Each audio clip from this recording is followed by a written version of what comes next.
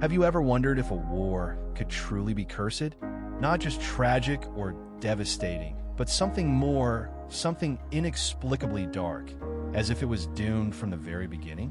Close your eyes and let the world slip away as we journey together into the dim and haunted pages of a forgotten chapter of history, one steeped in mystery, pain, and whispers that still echo in the ruins of time.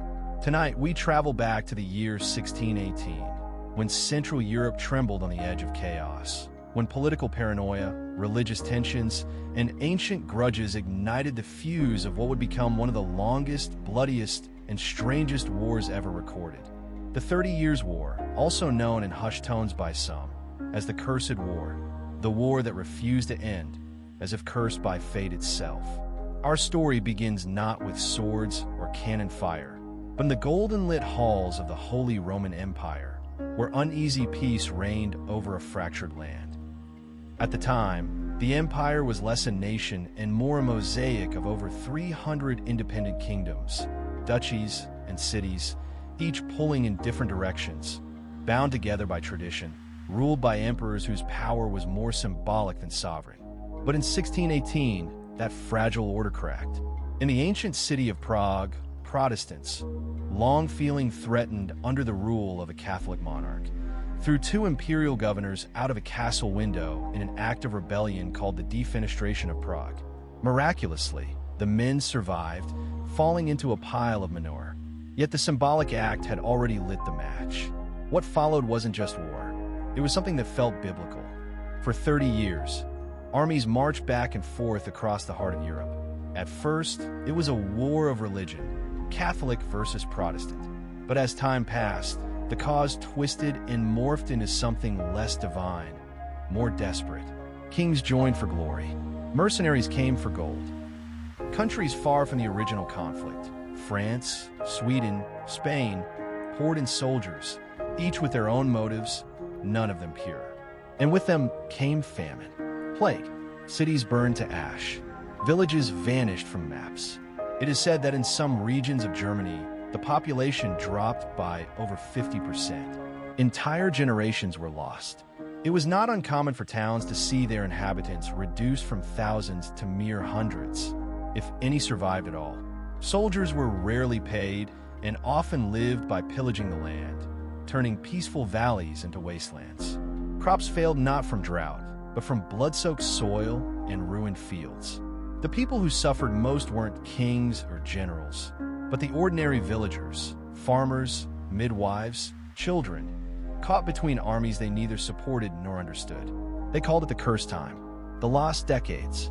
To this day, historians debate why it lasted so long. Wars come and go, but 30 years is an eternity. Some say it was the balance of power so finely tipped that neither side could ever win. Others say it was greed, mercenaries and monarchs growing rich from a war that paid in blood. But others, they whisper of stranger reasons. Unexplained weather patterns, apparitions seen on battlefields, a comet in the sky, unusual eclipses. Folklore emerged in the wake of massacres, stories of ghostly soldiers seen marching long after death, of towns where no birds sang, of wells that turned to blood. These tales were, of course, dismissed by scholars. But to those who lived through it, the war didn't just feel cursed. It was cursed. Let us pause here, breathe in deeply, and picture the landscape of 17th century Europe. Wide open plains, dense mysterious forests, rivers winding like silver threads through valleys cloaked in morning mist. Imagine a quiet village as the sun rises. Children running barefoot, the smell of baked bread, laughter echoing in narrow cobbled streets. This is what was lost. And for what? The war that began in Prague soon spread like a sickness, drawing in the Habsburg Empire, the Spanish crown, the French Bourbons, the Swedish kingdom, and dozens of German princes. The Battle of White Mountain, the sack of Magdeburg, the siege of Breisach, names carved into stone and memory, each representing untold agony. The war was not a single campaign, but a rolling thunder of conflicts, religious, dynastic, territorial. And always the people suffered. During one winter siege, It said that civilians boiled leather boots for soup. In another, women and children froze in snow-covered fields, turned away from city gates swollen with refugees. No one knew who the enemy was anymore. Friend and foe blurred.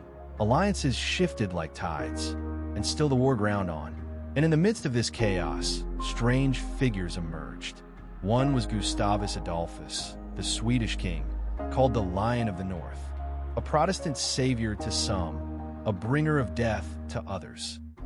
He was brilliant, brave, and doomed. He died in the Battle of Lutzen in 1632, one of many noble deaths that seemed to stain the ground.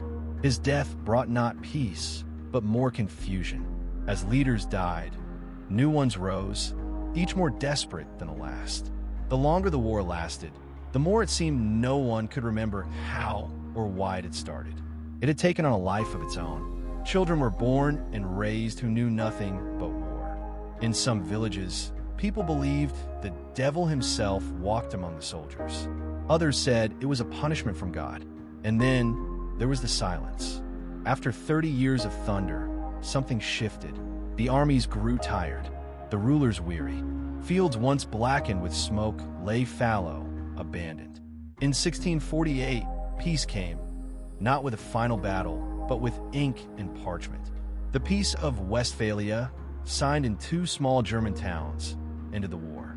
But it did not undo the damage. It could not resurrect the dead. The villages were still ash.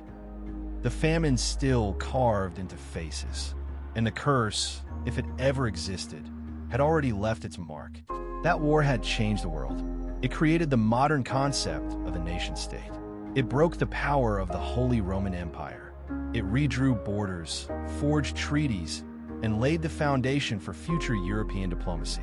But it also left behind a lesson, one too easily forgotten in the pages of textbooks, that wars fought for pride, greed, or righteousness too often end in ruin. That peace, once broken, is not easily restored, and that the ghosts of accursed war do not rest easily. They linger in records, in ruins, and perhaps in memory. As the moon rises over our quiet world tonight, let us remember those who lived not in the pages of legend, but in real fear and struggle. Let us remember the peasants who sowed wheat in land they did not own, the mothers who watched sons march into storms of steel, the fathers who vanished in snow, the children who played beside cannon craters. These were the true casualties of the cursed war, not kings or generals, but people like you and me. Their names forgotten, their dreams silenced, yet their legacy remains. When you see a crumbling church or a lonely grave in the European countryside, perhaps you're seeing the last footprint of a century-long scream. But now, as the night wraps its arms around you and history fades into the distance, may your dreams be peaceful. May the echoes of war fade into a gentle silence. And may the memory of the past bring not fear, but wisdom. For even the darkest wars must end, and even the most cursed stories must be told so they are never repeated. Sleep well, dear listener. You are safe. The cursed war has passed, and in the quiet of the present, peace, true peace, may yet bloom again.